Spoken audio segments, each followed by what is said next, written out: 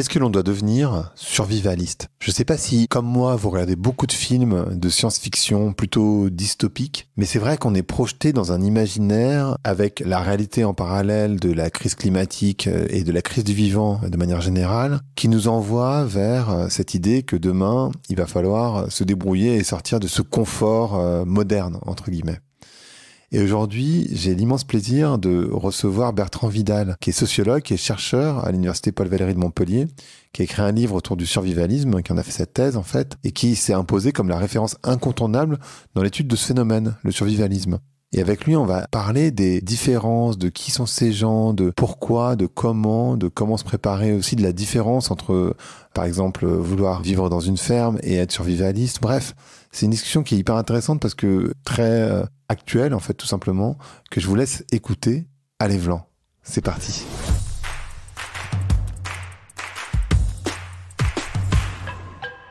Bonjour à toutes et bonjour à tous. Bonjour Bertrand, comment tu vas aujourd'hui? Bonjour, ça va bien. Et toi? Ça va bien. Bah écoute, ça va pas mal. On va parler d'un sujet qui, je trouve, se développe énormément ces derniers temps. Mais toi, tu t'y es intéressé extrêmement tôt, finalement. Enfin, extrêmement tôt, je sais pas extrêmement tôt, mais très tôt. Et peut-être que la première question, aussi basique qu'elle soit, c'est d'où sort cette idée du survivalisme? Oh, le survivalisme, en fait, c'est une vieille tendance. Vieille, je dirais, enfin, dans les années 1970. Hein, c'est une contre-culture, en fait, qui est née d'une angoisse du moment, la peur du réchauffement de la guerre froide. C'était dans les années 70 et le terme a été inventé par un libertarien d'extrême droite, un personnage assez obscur, Kurt Saxon, le Saxon brutal, c'était son pseudo, hein, et il souhaitait préparer les WASP, White Anglo-Saxon Protestant, à la menace rouge, à ce qui pesait en fait sur son époque, c'était la possibilité d'une invasion des communistes sur le sol américain. Et donc il a théorisé ce terme, il a proposé le néologisme survivalisme, une doctrine qui vise en fait à inviter les individus, les WASP essentiellement, à fuir la ville et à se terrer dans des bunkers ou à vivre le plus loin possible des dangers de son temps. Moi, j'ai découvert cette culture-là aux alentours des années 2000, 2010, 2012 en fait. C'était au moment de la peur liée à la fin du monde Maya, le fameux 21 décembre 2012, où le calendrier Maya était censé s'arrêter et puis la Terre aussi avec lui, tout allait s'effondrer et à la télévision, dans la presse, dans les médias, on voyait des hurluberlus, des fanatiques de l'apocalypse, les survivalistes en fait qui étaient interviewés, qui montraient leur préparation, leurs préparatifs pour cette fin du monde là, et il y avait une sorte d'image d'Épinal en fait, une sorte de rengaine qui était présentée. C'était des fous, c'était des parano qui allaient à Bugarache, un petit village dans l'Aude, étant donné que c'était la rumeur, hein, soit la Vierge Marie, soit des extraterrestres, les aliens en fait allaient nous sauver sur le pic rocheux du Bugarache. Alors moi je voyais ça et je m'intéressais donc aux imaginaires des catastrophes dans le cadre de ma thèse, et je discutais avec des amis, je discutais avec des collègues de l'université de cette mouvance-là, et je me suis rendu compte que il y avait une sorte de discrépance, il y avait quelque chose d'un décalage en fait entre ce qui était représenté dans les médias et la réalité du mouvement survivaliste, étant donné que les personnes que j'ai pu rencontrer en 2012, les survivalistes donc, étaient des individus très rationnels, des individus qui étaient comme moi, des collègues à l'université,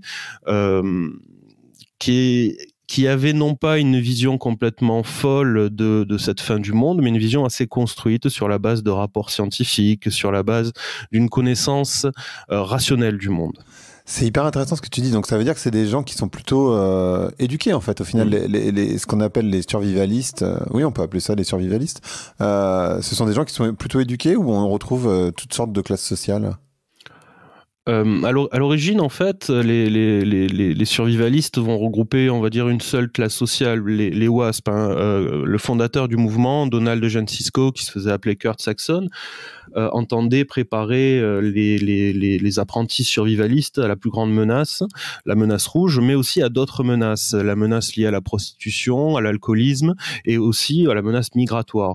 C'était un individu qui était membre du parti nazi américain, un individu qui était vraiment infréquentable, on va dire. On retrouve encore des vidéos de lui sur YouTube. On retrouve dans ses livrets quelques techniques de survie, autrement dit, préparer des bombes, piéger des lettres, etc., etc. Il a été inculpé pour terrorisme. Cet individu, en fait, disait il y a une seule population qui doit survivre, c'est les WASP. Ça allait pas plus loin. Là, forcément. Oui, voilà. Non, mais c'est assez intéressant. Ces livrets, c'est une forme de scoutisme. Ces petits livrets, ces vidéos qu'on retrouve, il nous apprend à bivouaquer, il nous apprend plein de choses, mais c'est très orienté en fait. Cependant, c'était orienté que sur une seule menace, une seule peur. Quand j'ai découvert le mouvement survivaliste, alors certes, c'était la fin du monde du calendrier Maya, mais il y avait aussi d'autres formes de peur, d'autres formes d'angoisse. On avait vécu la crise économique de 2007-2008. On était en train de redécouvrir la crise écologique.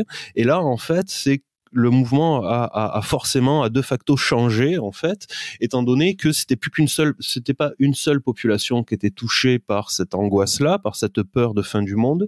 Tout le monde pouvait être touché. Quand j'ai découvert le mouvement survivaliste, et c'est là que, en fait, ça m'a un peu choqué, ça a un peu chambouler mes certitudes sur la chose, c'est que justement on n'avait pas affaire uniquement à des paranos, on n'avait pas uniquement affaire à des individus arriérés ou autres. Bien au contraire, leur peur était construite, leur peur était basée sur des rapports scientifiques et je dirais même qu'il y a eu une éducation. On n'est pas survivaliste, on le devient. Il y a une éducation au survivalisme, et pour être sensible à ces thèses-là, forcément, les survivalistes le disent aussi, il faut pas être un mouton, il faut pas être aliéné à la société de consommation, à la routine du métro, boulot, dodo, ou être affalé en permanence sur son canapé, à regarder la télévision et autres. Il faut être s'intéresser à l'état du monde. Et donc, c'est quelque chose d'assez original dans cette culture réac, quand même, qui est toujours assez réac, qui est toujours orienté très à droite, c'est-à-dire que on développe des fantasmes de fin du monde quasi religieux, mais ces fantasmes-là sont construits scientifiquement. Il y a une sorte d'ambiguïté dans le discours, une sorte de continuité entre l'angoisse, la peur scientifique rationnelle et les délires millénaristes, les délires religieux dans le discours survivaliste. C'est pas tous des individus éduqués, parce que aujourd'hui, alors c'est pas le bon terme peut-être de dire des individus éduqués, mais ils sont pas tous, ils vont pas tous construire leur peur sur des rapports scientifiques, car aujourd'hui, en fait, le survivalisme est en train de devenir très pop.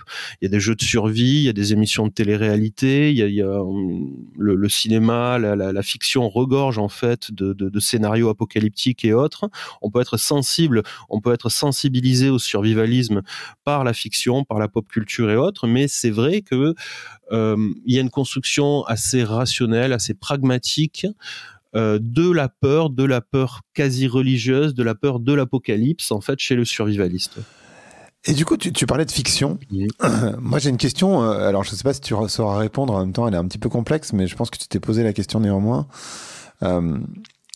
Pour toi, c'est quoi le rôle des films de science-fiction des années 70 qui ont été extrêmement dystopiques et qui ont invité quand même cette tendance du survivalisme. Et aujourd'hui, tu le disais aussi, c'est vrai que, et c'est très étrange, comme on est attiré par ces films dystopiques, parce que déjà la période, on est en période de transition, donc c'est un petit peu compliqué, mais toi, tu es aussi un sociologue de l'imaginaire.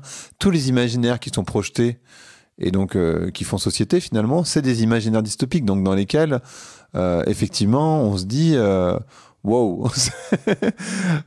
Donc ce que j'aimerais comprendre, c'est d'abord l'impact selon toi des films de science-fiction des années 70 et aujourd'hui aussi l'impact de la fiction, que ce soit des séries, des films, je pense à Walking Dead, enfin bref, il y en a tellement en fait, c'est tellement... voilà, ce film avec Will Smith dont j'ai perdu le nom, enfin il y en a tellement que c'est quasiment impossible de faire la liste. Bien sûr, bien sûr. Ouais. Notre société en fait regorge de ce genre de fiction-là. Alors je pense qu'il y a de multiples raisons de tout cela. Hein. D'une part, il y a la fonction cathartique de ces fictions-là. Ça nous permet d'évacuer notre stress, ça nous permet d'évacuer nos angoisses sur l'écran et peut-être de un peu mieux les maîtriser. L'un des fondateurs de la sociologie de l'imaginaire, Gilbert Durand, disait que ça participait d'une euphémisation du mal. C'est-à-dire réduire, minimiser le mal par une forme de maximisation, c'est-à-dire par la technique de représentation, par l'excès, par les effets spéciaux, par les multiples mises en destruction du monde. Ça nous permet en fait de dire bon ben voilà, je l'ai vu et maintenant si ça arrive, si un jour ça arrive, ben je pourrais un peu maîtriser ça, ou en tout cas du moins dans mon cogito, dans mon fort intérieur, j'aurais un peu moins peur. Il y a aussi bien sûr une fonction d'alerte à toutes ces fictions-là. Hein. Soleil Vert et bien d'autres nous parlent peut-être plus du présent que d'un futur fantasmé. La science-fiction, les fictions catastrophes ont toujours anticipé notre avenir, ont toujours en tout cas fait œuvre de monstration de notre avenir. Pour la culture survivaliste, en fait, il y a quelque chose d'autre aussi, c'est que ça devient une forme, en fait, de stock de connaissances. Les survivalistes sont des individus qui construisent des scénarios apocalyptiques en permanence. Le principe du survivalisme, c'est de mettre, ils disent, les survivalistes, de mettre ces lunettes de pessimiste et de regarder tout ce qui nous entoure, de regarder l'avenir, toujours voir le négatif. Face à ça, notre présent, notre avenir n'est pas si négatif que ça. Les historiens, à l'instar de Steven Pinker dans Le Triomphe des Lumières, le dit. On va quand même de mieux en mieux. On a au niveau de l'éducation, de la culture, de la santé, les progrès sont indéniables. Mais les survivalistes qui vivent en fait dans une forme de présent et de futur négatif, de vision toujours pessimiste du monde, ont besoin d'avoir des sources de connaissances, des stocks de connaissances à leur préparation. Pour les survivalistes, et ça on le voit dès l'origine du mouvement, la fiction fait office de base sur laquelle ils vont organiser leur quotidien, vont gérer leur stock, vont même, et c'est là où ça peut devenir dangereux, parce que la plupart de ces fictions vont mettre en avant une idée, l'homme est un loup pour l'homme. Je pense, tu as parlé des fictions des années 70, avec Mad Max, etc. Quand la catastrophe arrive, les fictions nous présentent en fait le retour à la barbarie, le retour à un état de sauvagerie, et ça, chez les survivalistes, c'est un grand écho en fait. Alors, si dans l'imaginaire collectif commun, on va dire, cette fonction d'alerte, faites attention, notre société est très fragile, elle peut s'effondrer, et puis il faut préserver dans notre société. C'est ce qui est dit par ces fictions, ce qui est dit par Soleil Vert, ce qui est dit par Mad Max, parce que je crois que c'est dans le Mad Max 2, sans pétrole, sans énergie, l'homme retourne à un état de barbarie. Pour les survivalistes, la fin du pétrole, la fin de l'énergie, c'est certains. Ils organisent leur quotidien autour de cette idée fixe-là. Ils vont pas dire, bon, il faut faire attention, ils vont dire, ce qu'il faut faire, c'est se préparer à ce retour à la barbarie. Il faut se préparer à l'opportunité, il faut se préparer à cette idée que quand tout va s'effondrer, eh bien, il va falloir que je me défende. Il faut se préparer à cette idée que l'autre va devenir mon ennemi, ce qu'ils appellent le zombie, ce qu'ils appellent en fait un deserve to die, une personne qui mérite de disparaître, et s'il ne mérite pas de disparaître, eh bien, je dois le faire disparaître. C'est assez fou parce que du coup on peut hypothéquer et on peut supposer l'armement derrière, etc. Alors qu'en fait en réalité quand on regarde de manière empirique. Ce qui se passe quand il y a des grandes catastrophes naturelles, en fait, les gens s'entraident. Donc, l'homme n'est pas nécessairement un loup pour l'homme, juste pour les personnes qui nous écoutent. Bien sûr.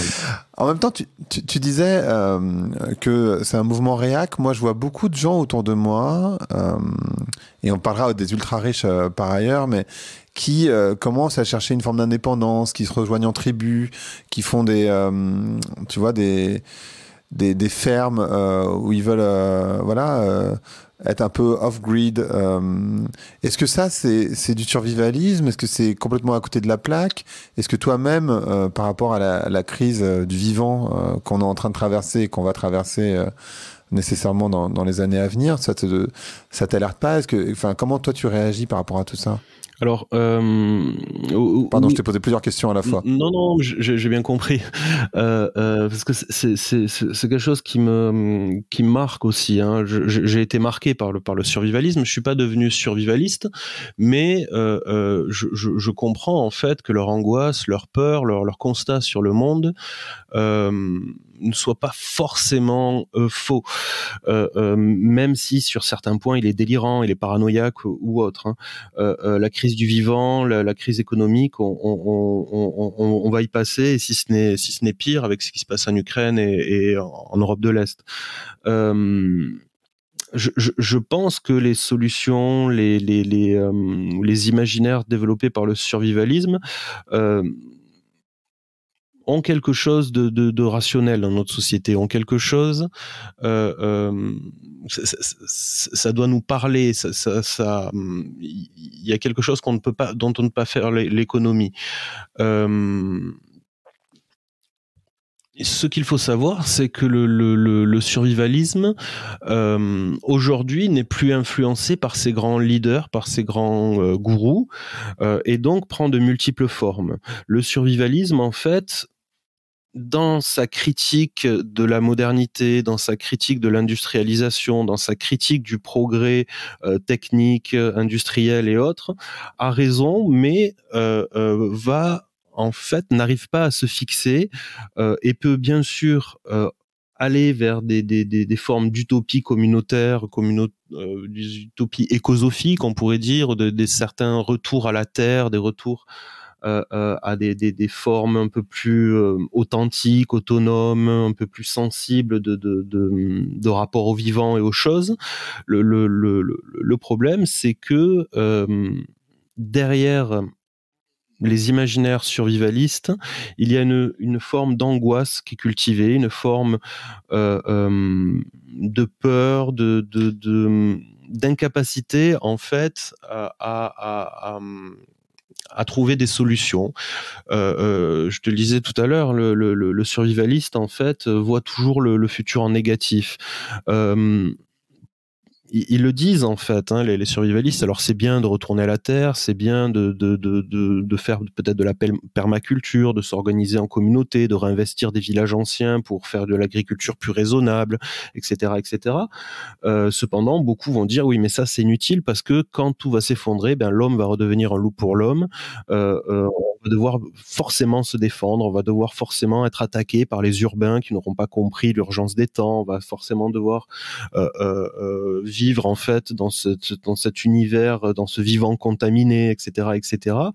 Il y a toujours en fait quelque chose, un nouvel événement négatif qui vient alimenter la paranoïa et l'angoisse du survivaliste, qui fait qu'il faut voir un peu plus loin, il faut voir un peu après, et ce plus loin, cet après, c'est une forme en fait de combat permanent en fait. Et alors, la question que je me pose naturellement, parce qu'en fait, quand tu parlais il faut se préparer, est-ce qu'il y a, enfin, selon les survivalistes, des manières de bien se préparer? Tu parlais tout à l'heure de bunkers, de créer des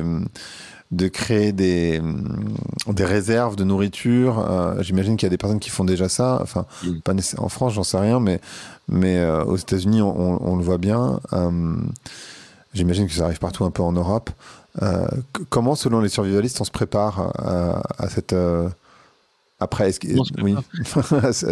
cette situation qui sera, je sais pas comment l'appeler en fait, apocalypse. Alors il y a oui, ils appellent ça le Teotihuacan, the end of the world as we know it, la fin du monde tel que nous le connaissons. ou la rupture de la normalité. Alors c'est intéressant parce que c'est un terme qui va regrouper toute forme de survivalisme et toute forme de préparation en fait. Essentiellement pour se préparer à cette rupture de la normalité ou au teotwaki, il faut toujours anticiper. Le survivalisme est une culture de l'anticipation catastrophiste, de l'anticipation négative, hein, qui est en rupture complète avec nos imaginaires du progrès, imaginaire du progrès qui disait que forcément avec plus au fil du temps, avec plus d'industrie, plus de technique, plus de science, on allait toujours mieux. Les survivalistes disent qu'il faut toujours voir le pire, toujours être dans cette perspective, c'est-à-dire que bon, tout peut arriver tout le temps, et c'est ça, être bien préparé, créer des scénarios permanents. Je prends ma voiture, je peux avoir un accident. Je sors en ville, tout se passe bien, mais je peux avoir un AVC. Voilà, on est toujours dans cette perspective-là. J'ai une usine à 30 km de moi, c'est une Céveso 2, c'est une Céveso 1, c'est une usine, c'est une centrale nucléaire, ça peut péter du jour au lendemain. Il faut toujours imaginer le pire et toujours anticiper, et avoir sur soi le matériel adéquat pour s'en sortir. Essentiellement, c'est des choses assez rationnelles, c'est des choses assez justes que on va retrouver, qui sont indiquées comme nécessaires par les instances gouvernementales, c'est-à-dire avoir des doubles de ses papiers, avoir le double de ses clés, avoir peut-être de quoi se signaler, avoir une couverture de survie, on nous demande de l'avoir dans notre voiture, avoir de quoi se signaler si on a un accident de la route et autres, mais c'est aussi dans l'imaginaire survivaliste des choses qui peuvent être parfois beaucoup plus délirantes, beaucoup plus jusqu'au boutiste, avoir un couteau, avoir une arme, voilà, des combinaisons hazmat, contre les risques bactériologiques, nucléaires et chimiques, etc., etc. C'est une culture en fait du stock, une culture matérielle, on pourrait dire, donc avoir toujours quelque chose sur soi, mais l'essentiel pour le survivaliste, ce n'est pas simplement une culture de l'avoir dans ses stocks, c'est aussi une culture du savoir-faire. Ce qu'il faut, c'est maîtriser des compétences, ce qu'ils appellent la résilience. Chez les survivalistes, il faut maîtriser des compétences, savoir faire du feu, reconnaître les plantes, ça fait partie des plus grandes compétences, mais aussi chez certains, c'est savoir survivre, savoir être un leader, ou ce qu'ils appellent savoir réveiller son instinct primitif. Dans leur imaginaire, c'est assez simple, c'est aujourd'hui est lourd de catastrophes, demain sera pire, donc c'était mieux avant. Et c'était quoi avant? Là, c'est aussi un grand fantasme du survivaliste, c'est quand on était moins soumis à la pression de confort de la société de consommation. C'est quand on savait passer l'hiver, comme nos grands-parents, nos ancêtres. Alors ça aussi, c'est une construction un peu imaginaire, une fantasmatique qui oriente le quotidien des survivalistes. Mais de manière générale, en fait, c'est se débarrasser de tous les oripeaux de la société du confort, de consommation, réveiller le primitif qui est en nous, et c'est comme ça qu'on arrivera à survivre. C'est ça l'idéal de la préparation survivaliste. C'est marrant parce que quand je t'écoute, je me dis putain, en fait, j'ai pas le même système de pensée, mais en fait, d'un autre côté, je me dis, mais quand même, tu vois, je t'écoute et je me dis, mais quand même, c'est quand même un juste retour de balancier de se dire qu'il faut reconnaître les plantes, qu'il faut savoir faire du feu, qu'il faut savoir... Enfin, tu vois, ça me semble assez cohérent, parce qu'en fait, on a été tellement coupé, entre guillemets, de la nature. Moi, enfin, tu vois, et pour la majorité des urbains, moi y compris, on sait plus très bien ni planter quoi que ce soit, faire pousser quoi que ce soit, et je suis pas si loin finalement moi-même de me dire bah ouais, en fait, si j'avais des enfants demain, j'aimerais bien leur apprendre des choses aussi simples que reconnaître les plantes et pas reconnaître les pubs dans les magasins. Enfin, et je trouve ça c'est très étrange en fait. Oui, non, mais ils n'ont pas forcément tort. Hein. Je pense qu'ils ont on a été réellement coupé, on vit dans une société presque comme le philosophe Gunther Anders le dit, fantomatique, hein, de la déréalisation. Matthew Crawford, hein, auteur de Contact, le dit, on a perdu le contact avec les choses, on vit dans une société non seulement des réseaux sociaux virtuels, hein, mais aussi de la virtualisation de toutes les choses, de notre rapport aux choses. Nous pensons beaucoup, mais nous ne savons plus faire grand-chose. Et ça, je pense que les survivalistes sont symptômes, en fait, enfin, en tout cas, sont la critique et le symptôme de cela. Et sur certains points, ils ont raison, mais voilà, on peut retrouver ça aussi dans le mouvement des makers et autres, hein, cette volonté de retourner aux choses, de savoir faire soi-même, le do-it-yourself des punks, c'est aussi ça. Le problème, c'est que le survivaliste va colorer ça, en fait, d'une pensée apocalyptique.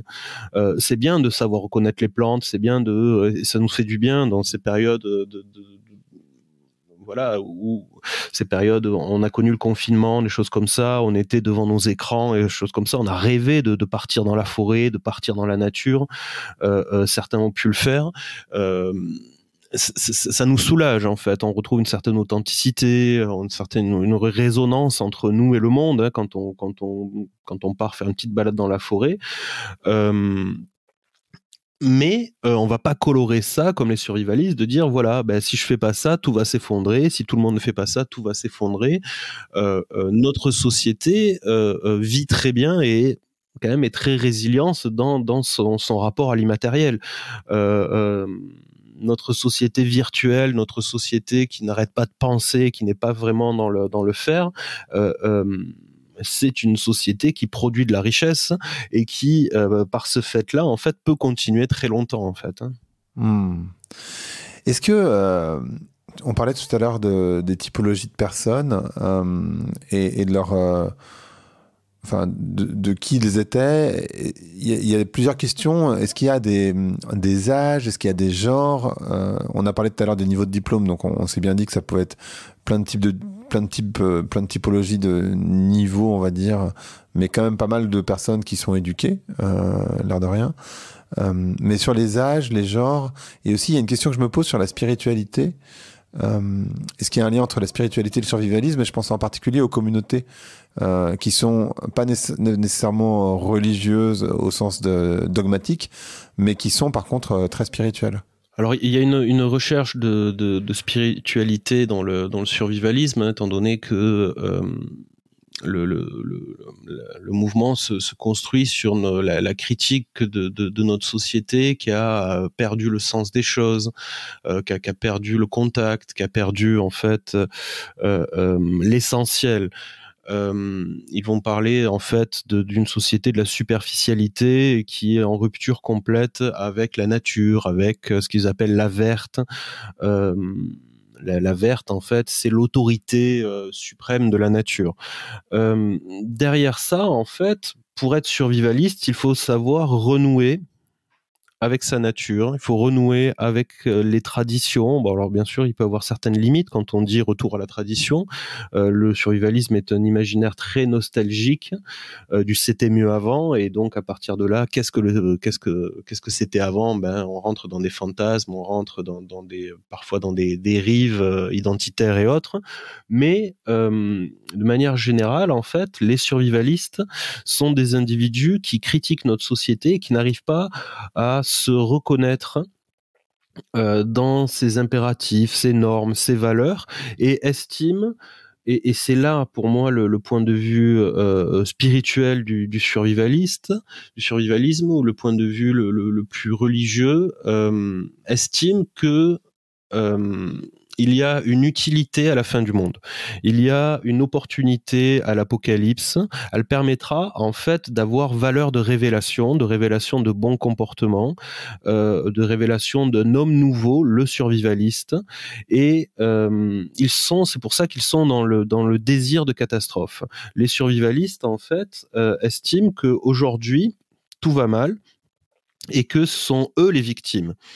Nous autres, les consommateurs, les urbains, les chercheurs, par exemple, journalistes, universitaires, nous profitons bien de cette société qui va bien, mais quand elle va s'effondrer, nous serons en fait les prochaines victimes, et les survivalistes qui sont aujourd'hui les victimes de la société du métro boulot dodo, de la société de la virtualisation, dans le monde du Teotihuacan, dans le monde de post-apo, seront les leaders, les grands gagnants, les élus de la fin du monde. Derrière ça, en fait, c'est intéressant de regarder les profils qui vont être touchés, parce que notre société, c'est une société urbaine, c'est une société des réseaux, c'est une société de la technique, et les survivalistes n'acceptent pas ça. Pourtant, en fait, assez paradoxalement, là où le survivalisme se développe, c'est en ville, c'est sur les réseaux, et c'est issu d'un imaginaire très technicien, on pourrait dire. La plupart des individus que j'ai pu rencontrer étaient des individus qui disaient quand tout va s'effondrer, il faudra retourner à la nature. Quand tout va s'effondrer, il faudra retourner à la tradition. Mais c'était des individus qui n'avaient pas connu la nature, qui n'avaient pas connu la tradition et qui la fantasmaient, étant donné qu'ils étaient là où ils avaient vu, ils étaient urbains, et là où ils avaient vu, là où ils avaient imaginé, fictionnalisé, scénarisé en fait ce retour à la nature, c'était à travers les fictions, c'était à travers les contes de l'enfance, la forêt de Blanche-Neige et les sept nains, etc., etc. Autrement dit, le survivalisme en fait est une culture qui critique le mode de vie urbain, mais qui est issue elle-même du mode de vie urbain et qui fantasme en fait un retour à la nature qu'elle n'a jamais connu, un retour à la tradition qui n'a jamais été connu par ses membres. C'est vraiment fou. Et sur les genres, est-ce qu'il y a entre hommes et femmes, est-ce qu'il y a des différences, ou est-ce que c'est plutôt masculin, plutôt féminin? À l'origine, le survivalisme c'était très malin. Ouais. C'était très très viriliste, très masculine. Ça l'est encore. Hein. Il y a un amour pour la tenue militaire, pour le phrasé acronymique des militaires. C'est une culture très viriliste. Hein. Le Teotihuacan, le BAD, la BAD, pardon, la base autonome durable, le BOB, le bug-out bag, le sac qu'on va toujours porter sur soi. Qui va nous permettre de l'évacuation et autres. Le fait de faire des scénarios, des choses comme ça, toujours catastrophe. On est dans d'un amour pour la culture militaire. Cependant, au fil du temps, les survivalistes qui, certes, s'ils construisent des fictions un peu folles sur la fin du monde et autres, qu'ils vivent dans un imaginaire complètement délirant, n'en demeurent pas moins rationnels. Les survivalistes le disent. Si aujourd'hui, moi, je suis prêt, que j'ai toujours de l'électricité, que j'arrive à maintenir ma normalité alors que tout s'est effondré, que vont devenir, si j'ai une femme, que va devenir ma femme, que vont devenir mes enfants, que vont devenir mes voisins, que vont devenir mes amis et autres quand tout sera effondré? Eh bien, si je ne les aide pas à se préparer maintenant, ce sera des zombies, ce sera des ennemis à ma propre survie dans le monde d'après. Donc, je dirais pas qu'il y a une forme de prosélytisme, mais il y a une forme de relation très utilitariste à autrui dans la préparation survivaliste qui dit l'idéal aujourd'hui, c'est que tout le monde devienne survivaliste, et ça explique en fait le succès de revues. Il y a la revue Survival, il y a le salon du survivalisme qui a lieu à Paris tous les mois de mai, si je me souviens bien, où là on cherche en fait à convaincre le plus de monde possible à devenir survivaliste. Et de facto, en fait, si à l'origine c'était une culture vachement orientée au niveau du genre, aujourd'hui, alors je crois que les chiffres, hein, c'est 60-70% quand même d'hommes hein, dans cette culture survivaliste. Les chiffres en témoignent encore, mais c'est en train quand même de changer, et cela d'un point de vue assez rationnel, parce que le problème, c'est que l'autre, dans ce monde d'après, soit il est un ennemi, soit c'est un boulet qu'il faudra prendre en charge. Et donc l'idéal, en fait, c'est soit de s'en séparer, ou soit de le préparer soit qu'il soit aussi fort que le survivaliste, qu'il soit aussi fort que nous, disent les survivalistes. Et donc, à partir de là, le mouvement, en fait, tend à accepter des individus, quel que soit leur genre, quelle que soit leur origine sociale, géographique, culturelle et autres. Et alors, dans ce que tu dis, c'est marrant parce que ça me fait penser à Rambo ou à Bear Grylls, qui sont des figures de proue, j'imagine, de cette forme de survivalisme. En fait, je sais pas de l'œuf ou de la poule si ce genre de personnages, fiction d'un côté, documentaire de l'autre, renforce l'imaginaire et donc projette encore plus dans cette idée qu'il va falloir survivre, ou est-ce que le succès s'explique parce que les gens ont peur? Donc est-ce que ça a du succès parce qu'ils ont peur, ou est-ce que c'est parce que ils existent que ça renforce la peur? Tu vois ce que je veux dire, ou... Oui, je pense que oui. C'est difficile à dire, et je pense que oui, c'est le serpent qui se mord la queue. On est dans les deux perspectives, hein, on est dans les deux visions.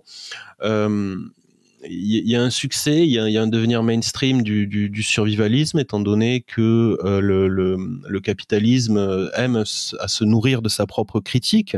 À l'origine, les survivalistes critiquaient profondément la société de consommation. C'est ce qui fait de nous, disent-ils, des assistés du confort, c'est ce qui fait de nous des prisonniers. Il qualifiait la société de consommation, il qualifie encore la société de consommation de forme de mutilation de nos instincts, des choses comme ça. Mais c'est vrai qu'aujourd'hui, on va retrouver en fait beaucoup de survivalistes qui consomment ce genre de fiction-là dans le domaine du jeu vidéo, des choses comme ça.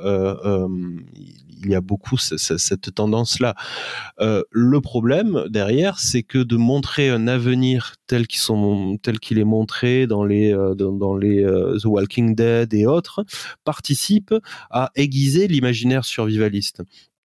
Et c'est vrai qu'en fait, toutes les fictions catastrophes, toutes ces téléréalités nous disent, hein, s'il y a une leçon à tirer, c'est que quand l'homme en fait est confronté à l'apocalypse, à cette fin du monde, il doit réveiller ses instincts les plus primaires, les plus négatifs pour survivre. Il faut se défendre en permanence, l'autre est un ennemi, l'autre est un danger, alors que c'est vrai que dans les faits, ce n'est pas forcément le cas. Mais ça, c'est lié aussi, c'est un impératif, on va dire, cinématographique lors de la production. On va pas montrer une apocalypse qui se passe bien.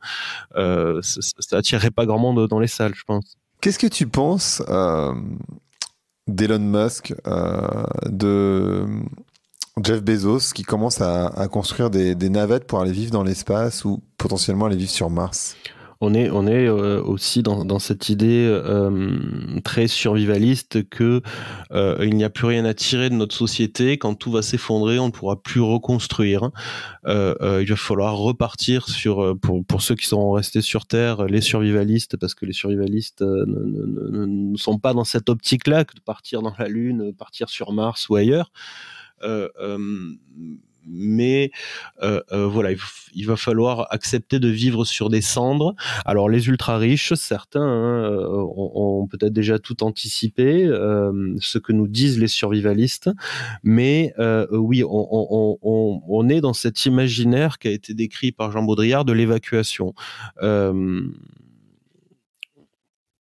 Notre société est terminée, sur le déclin, on est dans une grande nostalgie, on est dans une incapacité de se projeter dans l'avenir, et la seule solution, c'est d'aller voir ailleurs.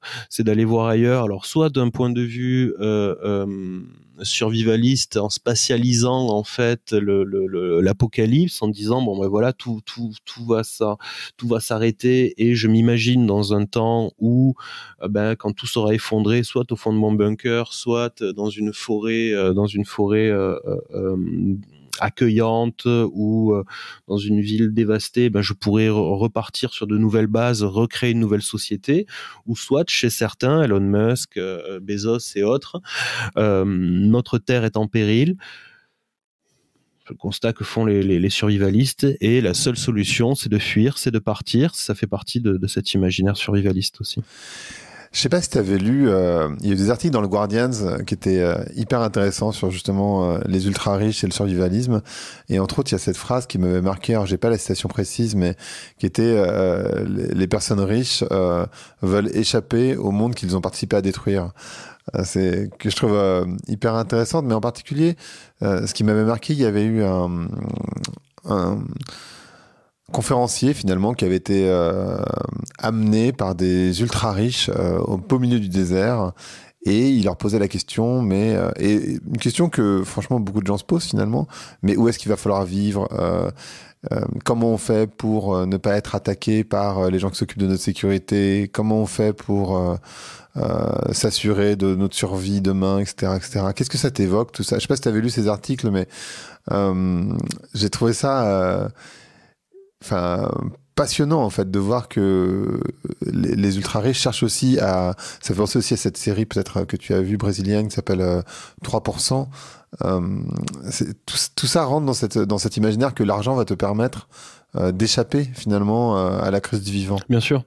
Et ça, c'est ça qui est intéressant dans l'univers du survivalisme, c'est-à-dire que ils disent, hein, des politiques, des ultra riches ont déjà prévu le plan de secours, ont déjà tout prévu. Nous faisons partie, les survivalistes disent en fait de cette masse qui est complètement exploitée et qui en fait va servir de paillasson en fait dans cette fin du monde, dans cette fin du monde annoncée, et donc il faut en fait se préparer individuellement parce qu'on est incapable, on maîtrise pas les mêmes capitaux que ces personnes-là. Je pense qu'en fait cette idée est passionnante. Le problème, c'est qu'elle participe en fait à s'inscrire dans nos imaginaires sociaux, elle participe à s'inscrire dans nos manières de penser le monde et de facto participe en fait à reconstruire, à raviver l'arène sociale, cette idée que on peut plus collaborer, on peut plus en fait participer à un avenir commun. Il va falloir se battre pour notre avenir et se battre, ça va être éliminer l'autre. Je pense qu'on est dans cet grand imaginaire survivaliste qui est nourri par la fiction, qui est nourri par les comportements aussi de certains politiques, de certains grands patrons et autres. Mais aussi qui est accueilli pleinement, qui est accepté pleinement par nous autres, la population, en disant ben voilà, il y a des problèmes, personne ne veut prendre en charge, personne ne veut collaborer, et donc la seule solution, c'est notre individualisation de notre rapport au danger, mais aussi de notre rapport au monde. À partir de là, c'est une forme de repli sur soi, une forme de repli identitaire que va développer certains survivalistes, repli sur la tradition, repli sur le fantasme des origines et autres, mais ça participe d'une vision survivaliste du monde, c'est-à-dire très dichotomisante, qui va séparer le monde en deux. Alors chez les survivalistes, il y a les bons et les méchants, il y a les survivalistes et les autres, mais il y a aussi toute cette arène sociale qui est mise en avant, toute cette idée de vivre en société maintenant, c'est combattre. Et il y a quand même, pardon, parce que je t'ai déjà posé la question d'une certaine manière, mais j'ai l'impression qu'il y a une position intermédiaire, qui est plutôt collective qu'individuelle, mais qui s'inscrit peut-être pas dans le survivalisme. C'est là où j'essaye de comprendre. Tu vois, toutes ces personnes qui effectivement prennent des fermes, qui qui recréent des communautés, parce que ça s'inscrit pas dans cette logique individualiste, l'autre est un ennemi, etc. Enfin, j'ai l'impression que ça s'inscrit pas dedans, mais peut-être que je me trompe. J'aimerais bien éclaircir. Est-ce que c'est du survivalisme, par exemple, de vouloir prendre une ferme et de vouloir créer une forme d'autonomie alimentaire et énergétique, ou est-ce que on n'y est pas et que c'est juste du bon sens? J'arrive pas à saisir où se trouve je sais même pas s'il y a une nuance ou une barrière, mais à quel moment tu pivotes dans le survivalisme et à quel moment t'es dans une logique entre guillemets de bon sens? Alors moi je dirais c'est à partir du moment où c'est toute la vision de l'autre en fait. C'est à partir du moment où l'autre est vu comme une menace, comme un danger. Alors c'est à partir du moment où il y a cette vision très manichéenne du monde, très dichotomisante, cette séparation du monde en deux qui s'opère. C'est à partir de ce moment-là où le danger survivaliste guette en fait. Si je pars vivre dans une ferme et que je cultive mon jardin, ben c'est des mouvements qu'on a déjà vus, hein, c'est des mouvements qu'on a déjà vus dans les années 70 qui se refont aujourd'hui liés à la crise économique ou à la crise du vivant, la crise écologique que nous vivons. Je sais pas si c'est du bon sens, hein. Je sais pas si c'est du bon sens. Pardon, je sais c'est pas moi si qui c'est utilise la cette phrase. idoine, mais en tout cas, on n'est pas forcément dans cette optique survivaliste. Mais à partir du moment où, si je pars dans ma ferme et je sais que j'ai pu voir, j'ai pu constater ces choses-là, que j'organise mon jardin, que je cultive mon jardin, que je vais faire de la permaculture, je vais essayer d'avoir un puits, des choses comme ça, que je vais m'organiser de manière durable, mais que je commence à protéger mes alentours, que je commence à réfléchir sur cette idée, ben ça va s'effondrer et qu'il va falloir que je me protège. Que je commence les survivalistes le font aujourd'hui. Il y a un maillage du territoire en disant mais quand tout va s'effondrer, il va falloir qu'on cède parce que l'autre va devenir un ennemi. Mais tout vraiment réside dans cette idée de voilà, qu'est-ce que va être l'autre dans ce monde d'après ? Qu'est-ce que va être l'autre quand tout va s'effondrer ? Et je pense que c'est là qu'on bascule de quelque chose de l'ordre du bon sens, ou en tout cas d'un comportement inoffensif et peut-être salvateur, à un comportement survivaliste et porteur de danger. Je comprends. Et donc oui, il y a ça aussi, ce que tu dis, c'est que le survivalisme, c'est porteur de danger, quand même. Enfin, ces croyances, nécessairement. Alors, le survivalisme ne va pas précipiter le danger.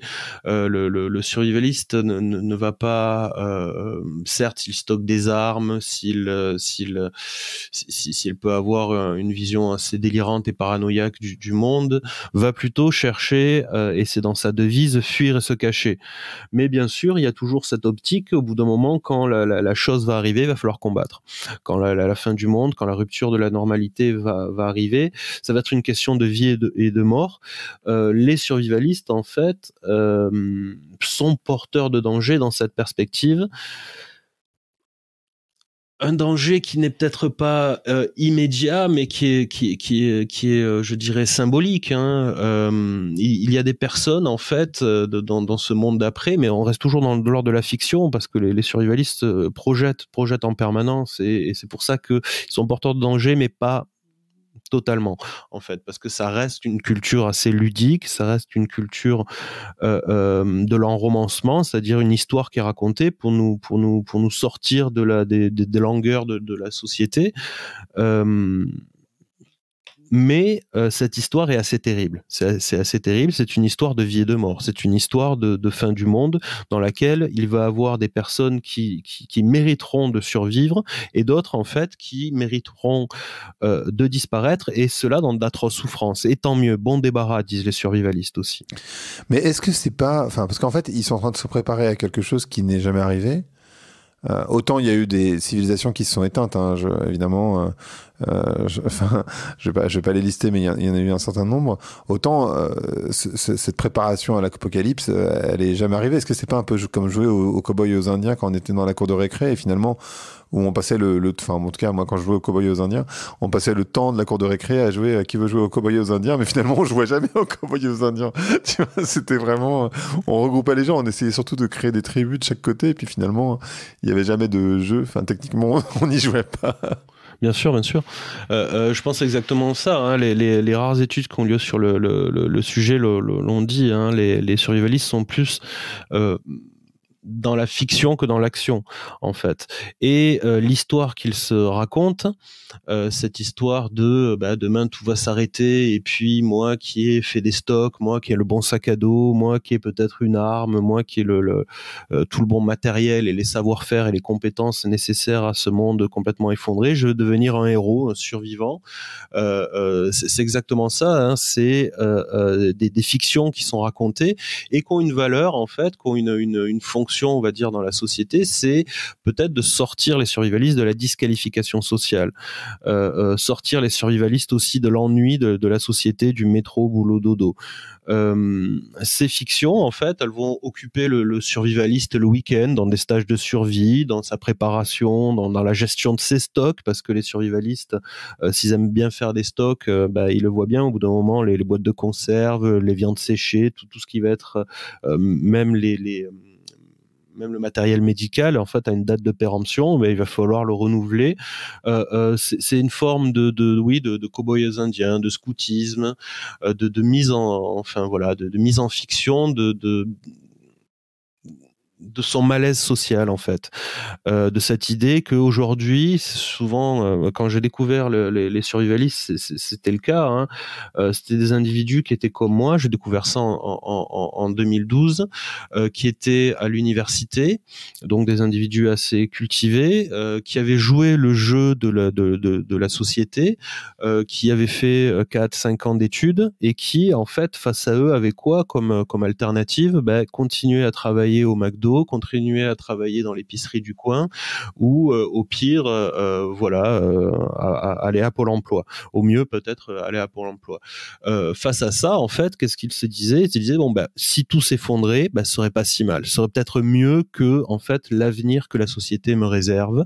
Et donc derrière cette fiction, derrière ce jeu qui est fait avec des futurs alternatifs négatifs, le survivaliste en ressort grandi, ça le soulage presque en disant tout va s'effondrer et moi je serai enfin prêt, et tous ces idiots, tous ces moutons qu'on jouait ce jeu malsain de notre société, eh bien ils vont disparaître et on pourra repartir sur de meilleures bases, les bases du survivalisme. Super, merci beaucoup Bertrand.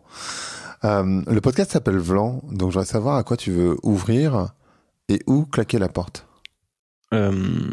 J'aimerais bien claquer la porte au Covid, en fait, là, actuellement.